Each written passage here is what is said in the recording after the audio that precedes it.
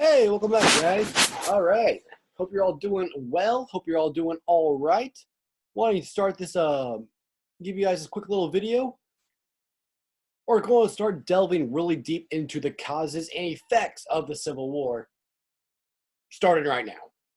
So standard 1.24, analyze the causes and effects of the events leading to the Civil War and evaluate the impact of issues such as states' rights and slavery, and the impact it had on developing America's sectional conflict.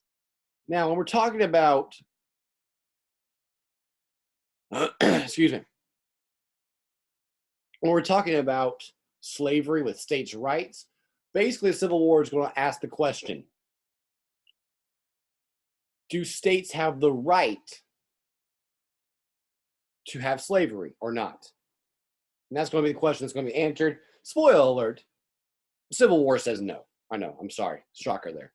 But let's see how this came about, first of all. All right, so this is what America looks like after the Mexican-American War. As you can see, all this territory that belonged to Mexico now belongs to the U.S. of A. baby. Manifest destiny has been achieved, right? We now have a country from sea to shining sea. Now, obviously, what we've been hinting at for the last few days in regards to westward expansion is, how does this affect slavery?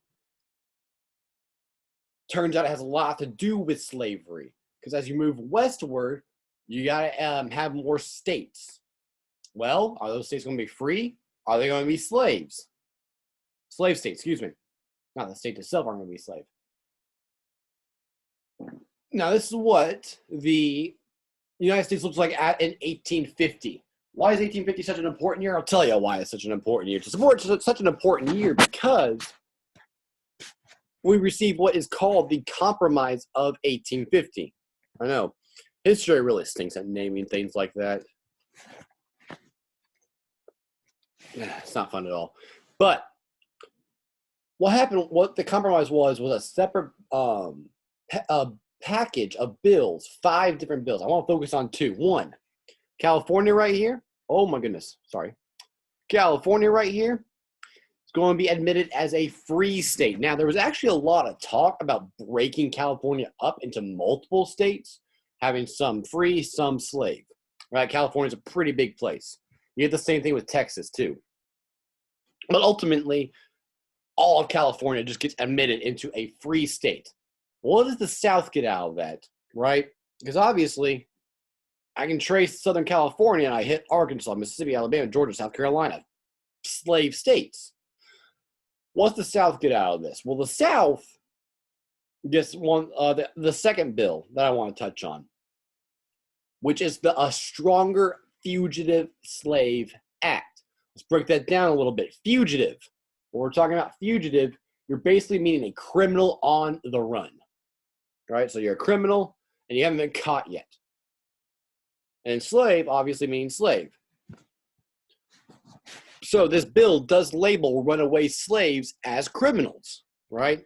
If you're a slave and you just run off without your master's permission, the South wanted to label you as a criminal, a fugitive. So what did this Fugitive Slave Act actually do? Well, I'm a slave from North Carolina here, and I run away. I get to the north. I get to Ohio, where Ohio is a free state. The Fugitive Slave Law states that any resident of Ohio has to if they come in contact with the slave, has to capture him, return him back to where he came from. That's what the Fugitive Slave Law is saying, basically. So if I'm a runaway slave, I get to Ohio and I run into a person from Ohio who knows that I'm a runaway slave, they are obligated by law to take me in to the authorities and have me returned back to where I came from. So that's basically what the South gets out of this compromise, right? So California has a free state, the whole state, but in return, the South gets this really strong Fugitive Slave Act. What does that do? Well, that makes it more likely that if your slave runs away, you're going to get it back, get him or her back, right? Now, is every single Northerner going to go along with this? No, a lot are, but not all of them. And this is where the abolitionist movement comes into play. There we go. What is an abolitionist? I want to read this definition to you. Someone that wants the immediate elimination of slavery. In other words, they want to see slavery abolished. Abolitionist, abolished. Might be a coincidence. I don't know. Who knows? But it's a person that wants the immediate, meaning right now, elimination of slavery. If you're an abolitionist, you want to see slavery gone right now. You don't want it gone in 10 years, in 5 years, in 2 years. You want it gone this instant right now as an abolitionist. Some famous ones. William Lloyd Garrison, very outspoken abolitionist. Not only did he want slavery to end right now, he also wanted African Americans to have full political rights, meaning that they could vote. Meaning he wanted African Americans to run for office if they chose to, right? He basically wanted African Americans to have the exact same rights as the free white people did during this time. He owned this newspaper called The Liberator. I mean, look at that word right there, liberate. When you liberate someone, that means you set them free, right? Liberty. When you liberate someone, you give them liberty, you give them freedom.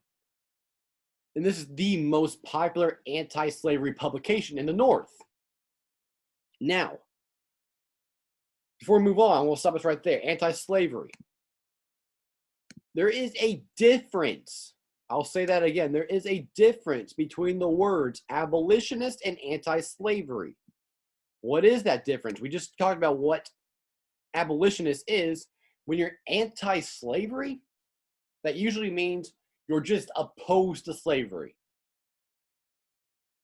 But you don't necessarily think it's your place to eliminate it where it already exists. So if you're anti-slavery, you might say, hey, slavery does not belong in California or any of those other Western territories. But where it already exists in Arkansas, Texas, Florida, Louisiana, etc., it should stay. And I think it's a bad thing, right? Whereas in abolitionists go, yeah, it's a bad thing. And that's why it needs to end right now. Let's move on. Frederick Douglass, one of my all-time favorite historical figures in the entire history of the United States. I love Frederick Douglass so much. He was actually a former slave. And you ever have time, if I could find some resources, maybe I'll post them on announcements just for funsies, like not required. He was a slave from Maryland who escaped. And he was actually this powerful anti-slavery abolitionist speaker who published what's called the North Star. In fact, Frederick Douglass was such a prominent abolitionist, he was like pretty good friends with Abraham Lincoln when he was president, right? Abraham Lincoln would invite him to the White House multiple times, asking for his thoughts on what he should do about the slavery question. And Frederick Douglass is also going to be run for vice president under a third party after the Civil War is over. Loses, but still runs. Now, many people who support the abolitionist movement also are people who fight for women's suffrage. Suffrage is a word we've talked about many times before in class, right? Suffrage basically means the right to vote. At this point, no matter what your skin color was, no matter how much money you had, etc., if you're a woman, you could not vote.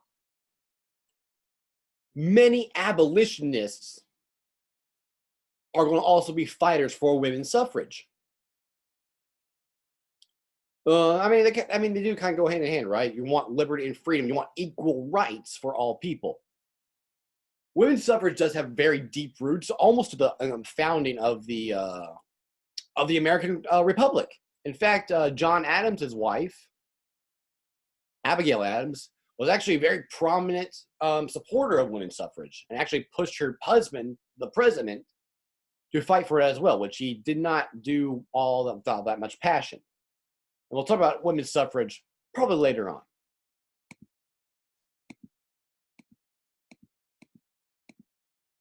Now, what springs out? What So what springs out of this abolitionist movement? What is a result of this abolitionist movement? Well, you get abolitionists who form what is called the Underground Railroad. Now, I want to nip this misconception in the butt right now. There was not an actual railroad underground. Like there wasn't actually trains and train tracks like underground, like you see in New York City or anything, right? What we mean when we say Underground Railroad is this secret network of routes and safe houses to help slaves escape freedom to the north and to Canada. The goal was Canada, because Canada is still owned by Great Britain. It's still a Great Britain colony, and by this point, Great Britain had gotten rid of slavery. So if you reach Canada, no chance for a northerner to capture you and send you back south, right? You're free. That's the goal. You get this guy from Indiana. If we're talking about Indiana heroes, from Levi Coffin, who actually helps over 3,000 former slaves escape to Canada through these underground railroads. Here in the picture right here, Harriet Tubman. She was an escaped slave herself. Now she's going to escort more than 300 slaves to the north. What she would do is she would go back down south, gather around a bunch of slaves, and lead them to the north herself. She was like an actual escort. In fact, fun story, she actually carried a gun with her at all times. One, for protection, obviously. But two, if a slave got scared and wanted to run away, she would threaten to shoot them so that they wouldn't give him up. I don't think she ever had to use that, but it was a pretty strong threat. She's going to be nicknamed what's called Black Moses. A couple things. Black because she's African-American, right? And Moses. If you're not familiar with the Moses, according to Judaism and Christianity both, Moses is the guy that went into Egypt, freed the Jews from slavery in Egypt, and actually led them out of Egypt, right? She gets this nickname because she's going to the South and leading these people away from the South, right? So a lot of similarities there. And she's also eventually going to be on the $20 bill here in a few years. Now, right here is just kind of like routes you would take. So let's look at Indiana, right? If you're a slave from Kentucky. If I can click on my pen, there we go. If you're a slave from Kentucky, right? You can run away to Evansville. And you can follow these routes to different safe houses. So you would go to a house, probably run away at night, stay in that house for a little bit, run away, etc., etc. Get to Fort Wayne, get to Michigan, get to Detroit, and then boom, you're in Canada. You're free, right? That's just one of those many routes that you're seeing there, but that's what you're looking at right now. Oh, what the heck happened? Nope. Don't want that. No, thank you. There we go. So Bloomington actually does have an Underground Railroad history. Obviously, these houses look very old, right? Or old brick. They're still standing. Got a man named James Ferris's home and a man named Thomas Smith's home. Both of these are Methodist preachers, so they're religious people, Christians, and they see slavery as a moral wrong. So what you would do is, if you were a slave, you would go up to one of these houses, the preacher would let you in, and you would probably like hide under the floorboards or maybe in a secret room or something, so that way authorities couldn't find you. And then when it was safe, you would leave the house, go further north, and find a different house. This James Ferris house, it's like on the corner of Covenanter Drive and High Street, right by Covenanter Cemetery on the east side. Thomas Smith's house, or excuse me, East Morris Pike and High Street, excuse me. And then Pickwick Place is where Thomas Moore's house is, right here. So these two, just a little map. So here's like East Morris Pike. If you keep going this way here, you get to College Mall Road eventually over here. So it's on the east side here. Here's Covenanter Cemetery. So you hit High Street right here. It's kind of like in this area right there. Now, one last thing before we go. So you still had a big slave trade going on in America, buying and selling of slaves, right?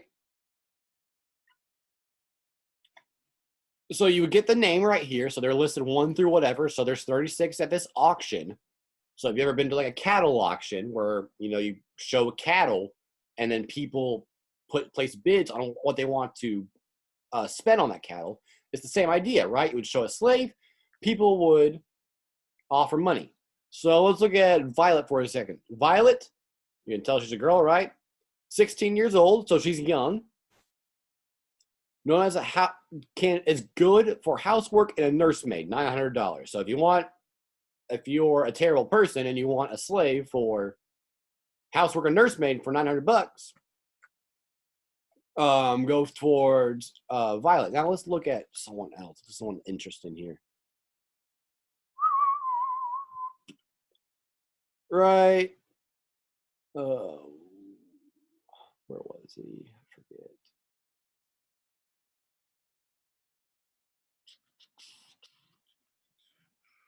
Look right here, 19. There it is. Infant. Not even, doesn't even have a name. Infant. 1 year old. As in, has only been alive for 1 year. Strong, likely boy. So in other words, you're saying like, hey, he might grow up strong. $400, right?